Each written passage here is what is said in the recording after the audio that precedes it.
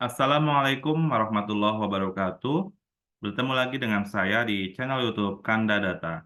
Kali ini kita akan membahas mengenai bagaimana cara memperbaiki data yang tidak terdistribusi normal. Pada video yang lalu kita telah membahas cara mengatasi data tidak terdistribusi normal menggunakan atau menghilangkan data outlier. Nah, kali ini kita bagaimana membuktikan apakah dengan melakukan transformasi data, kita bisa memperbaiki data yang semula tidak terdistribusi normal menjadi data yang terdistribusi normal. Baik, di sini saya menggunakan contoh kasus yaitu data mingguan, penjualan mingguan. Ada 40 sampel atau 40 observasi yang akan kita gunakan pada video kali ini. Sebelum saya lanjutkan, agar teman-teman tidak tertinggal dengan update video terbaru dari Kanadata, silakan saat ini klik subscribe dan nyalakan loncengnya. Oke, kita akan melakukan analisis uji deteksi normalitas data. Jadi di sini kita akan menggunakan bantuan SPSS ya untuk mengecek apakah data terdistribusi normal atau tidak.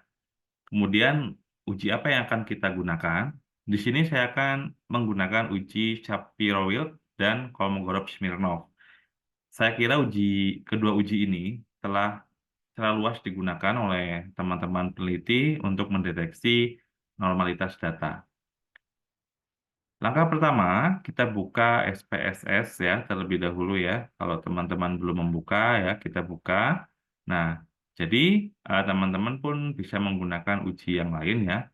Namun untuk di video ini, kita contohkan menggunakan aplikasi SPSS.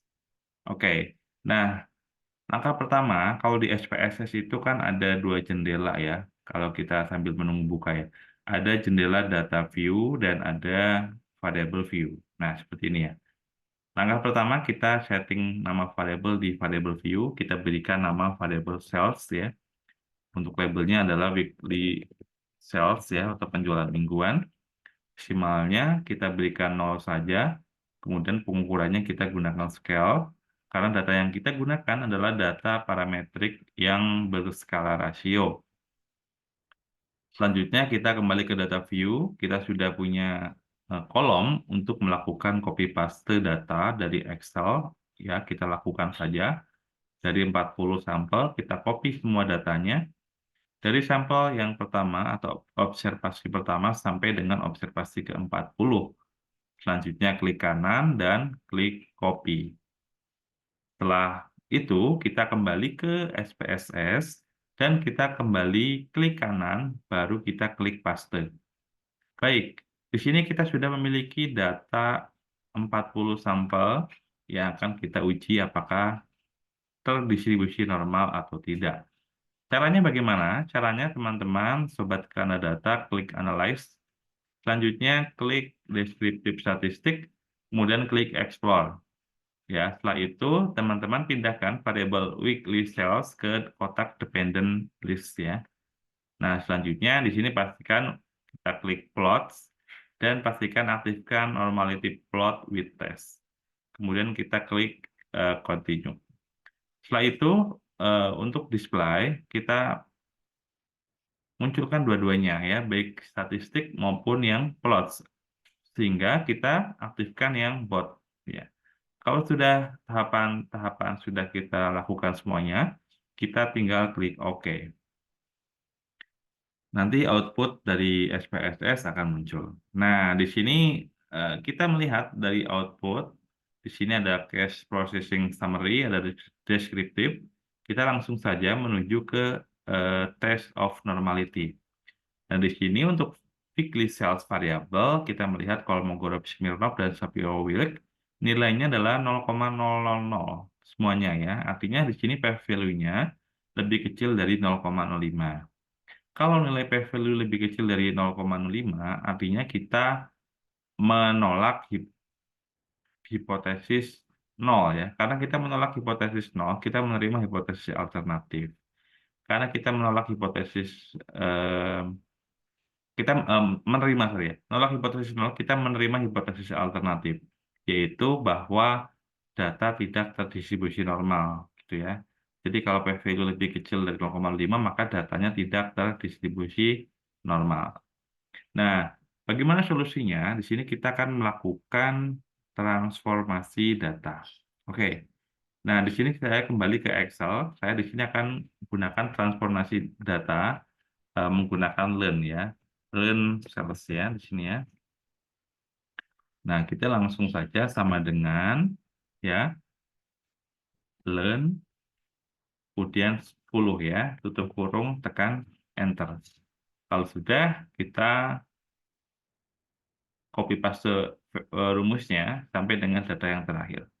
Oke, kalau sudah kita copy saja hasil transformasi data menggunakan learn atau logaritma natural, kemudian kembali ke data sales ya, kita klik kanan, kita paste ya. Nah, di sini variable kita kembali ke variable view, kita buatkan desimal 4 ya, kita kembali ke data view. Nah, di sini ya. Oke. Ini adalah salah satu cara yang saya kira cepat ya, kita menggunakan Excel. Atau kalau mau menggunakan SPSS, langsung saja transform, compute variable, nah di sini cari yang learn. Nanti pindahkan ke sini, nanti otomatis keluar. Oke. Nah, di sini datanya adalah sudah dalam berbentuk hasil transformasi menggunakan logaritma natural. Nah, apakah ada perbedaan kalau kita melakukan transformasi untuk data yang tidak terdistribusi normal tadi? Tadi kan P value lebih kecil dari 0,5. Harapan kita adalah P value-nya lebih besar dari 0,5, yang artinya adalah bahwa kita menerima hipotesis nol atau data terdistribusi normal. Caranya adalah sangat sama ya, kita klik Analyze, kemudian klik Descriptive Statistic, kemudian klik Explore. Nah, di sini dengan yang sama tadi, langsung saja kita klik OK. Nah, kita tunggu hasilnya. Kita langsung menuju ke test of normality. Nah, ternyata kalau kita melakukan transformasi, kita lihat bahwa nilai Kolmogorov-Smirnov sigma-nya adalah 0,200. Untuk Shapiro-Wilk adalah 0,447, di mana p-value-nya adalah keduanya lebih besar dari 0,05.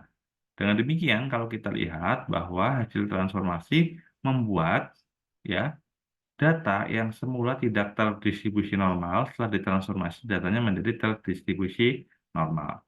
Dengan demikian kita membuktikan bahwa ternyata transformasi juga dapat dipertimbangkan sebagai salah satu cara kalau data kita tidak terdistribusi normal. Namun hal tersebut juga akan sangat bergantung pada karakteristik data. Kalau di minggu lalu kita telah mengecek data outlier, pada pekan ini kita mengecek mengenai transformasi data. Ternyata ini membantu kita dalam supaya distribusi data itu mendekati normal ya atau membentuk kurva Gaussian atau kurva lonceng. Baik, demikian video yang dapat Data sampaikan pada kesempatan ini. Semoga bermanfaat dan memberikan nilai tambah pengetahuan bagi sobat yang membutuhkan. Terima kasih telah menonton video ini. Terus dukung channel ini dengan cara like, subscribe, dan share. Sampai jumpa di video edukasi berikutnya. Salam sehat selalu. Assalamualaikum warahmatullahi wabarakatuh.